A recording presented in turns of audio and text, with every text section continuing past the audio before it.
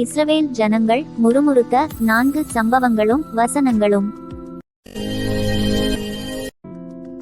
இஸ்ரவேல் ஜனங்களை தேவன் எகிப்து தேசத்திலிருந்து மீட்டு அழைத்து வந்தபோதும் அவர்கள் மோசேக்கும் ஆரோனுக்கும் விரோதமாக முறுமுறுத்துக் கொண்டே இருந்தார்கள்.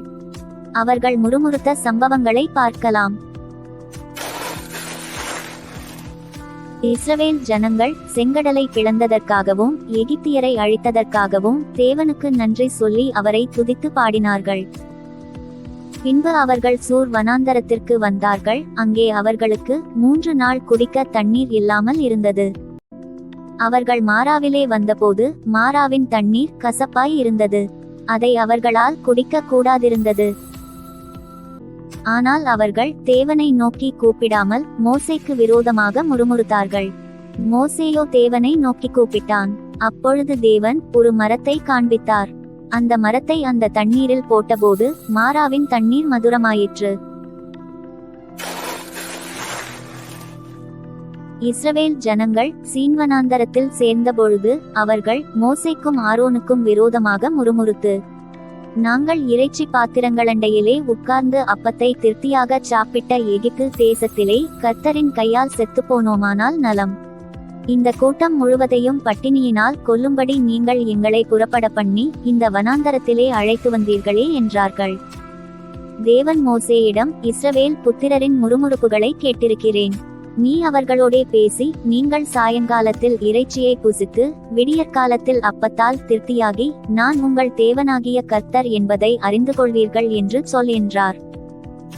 சாயங்காலத்தில் காடைகள் வந்து விழுந்து பாளையத்தை மூடிக்கொண்டது. விடியற்காலத்தில் பாளையத்தை சுற்றி பனி போன்ற மன்னா பெய்திருந்தது. பின்பு இஸ்ரவேல் ஜனங்கள் ரெவிதீமிலே வந்து பாளையமிறங்கினார்கள். அங்கே ஜனங்களுக்கு குடிக்க தண்ணீர் இல்லாதிருந்தது. ஜனங்கள் அவ்விடத்திலே தண்ணீர் தவனமாயிருந்தபடியால் அவர்கள் மோசேக்கு விரோதமாய் முறுமுறுத்து, நீர் எங்களையும் எங்கள் பிள்ளைகளையும் எங்கள் ஆடுமாடுகளையும் தண்ணீர் தவனத்தினால் கொன்றுபோட எங்களை எகிப்திலிருந்து ஏன் கொண்டு வந்தீர் என்றார்கள். மோசே கர்த்தரை நோக்கி கூப்பிட்டான். அப்பொழுது கர்த்தர் மோசேயை நோக்கி, நீ நதியை அடித்த உன் கோலை உன் கையிலே பிடித்துக்கொண்டு ஜனங்களுக்கு முன்னே நடந்து போய் ஓரேபிலே நான் உனக்கு முன்பாக கன்மலையின் மேல் நிற்பேன். நீ அந்த கன்மலையை அடி, அப்பொழுது ஜனங்கள் குடிக்க அதிலிருந்து தண்ணீர் புறப்படும் என்றார். அப்படியே தண்ணீர் வந்தது. மோசே கானான் தேசத்தை சுற்றி பார்க்க 12 பேரை அனுப்பினபோது அதில் யோசுவா காலேப் என்ற இருவரும் நல்ல செய்தியை கொண்டு வந்தார்கள். மற்ற 10 பேரும் நாம் அந்த தேசத்தை சுதந்தரிக்க முடியாது என்று துர்செய்தியை கொண்டு வந்தார்கள். இதை கேட்ட இஸ்ரவேல் புத்திரர் அழுது மோசேக்கும் ஆரோனுக்கும் விரோதமாக முறுமுறுத்தார்கள். நாங்கள் எகிப்து தேசத்திலே செத்து போனோமானால் நலமாயிருக்கும், இந்த வனாந்தரத்திலே நாங்கள் செத்தாலும் நலம் என்றார்கள். இஸ்ரவேல் ஜனங்கள் எகிப்திலே எப்படிப்பட்ட நிலைமையில் இருந்தார்கள்? அவர்கள் அடிமைத்தனத்தினால் தவித்து முறையிட்டு கொண்டிருந்தார்கள். எகிப்தியர் இஸ்ரவேல் புத்திரரை கொடுமையாய் வேலை வாங்கினார்கள். அவர்களுடைய பெருமூச்சை கேட்டு தேவன் பல அற்புதங்களை செய்து அவர்களை விடுதலையாக்கினார். ஆனால் அதையெல்லாம் மறந்து சிறு குறைவு ஏற்படும் போதும் முறுமுறுத்தார்கள். இது தேவனுக்கு எவ்வளவு வேதனையாய் இருந்திருக்கும்!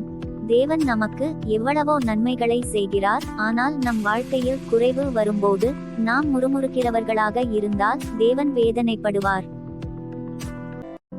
முறுமுறுப்பு தேவனுக்கு விரோதமானது. தேவன் முறுமுறுத்த ஜனங்களை அழித்தார் என்று வேதத்தில் உள்ளது.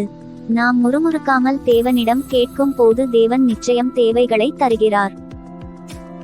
முறுமுறுக்கும்போது சில நேரங்களில் பெற்றுக்கொள்வது போல தோன்றினாலும் அது ஆசீர்வாதமானது அல்ல.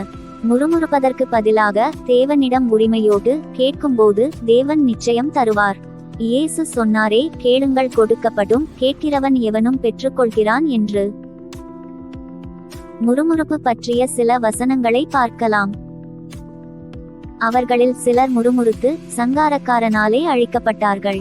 அதுபோல நீங்களும் முறுமுறுக்காதிருங்கள். 1 கொரிந்தியர் 10:10. எல்லாவற்றையும் முறுமுறுப்பில்லாமலும் தர்க்கிப்பில்லாமலும் செய்யுங்கள். பிலிப்பியர் 2:16. முறுமுறுப்பில்லாமல் ஒருவரையொருவர் உபசரியுங்கள். 1 பேதுரு 4:9. உங்களுக்குள்ளே முறுமுறுக்க வேண்டாம். யோவான் 6:43.